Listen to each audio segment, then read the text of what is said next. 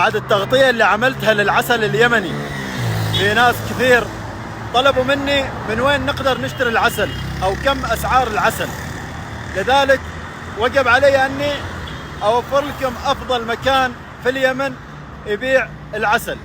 حلمي للعسل، يا مرحبا وسهلا، حياك الله يا حلمي.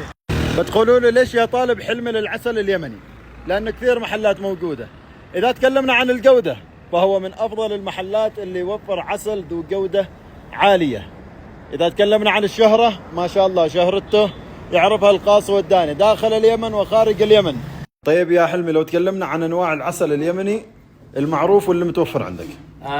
العسل اليمني بالنسبة للسدر فيه من مناطق مختلفة في اليمن.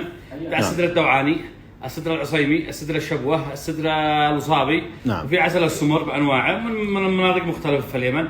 نعم. طبعا الأشهر فيها الآن الدوعاني والعصيمي والشبوة، هذا المشهورات في اليمن. مشهور. لكن اللي شد انتباهي طريقة التغليف هذه.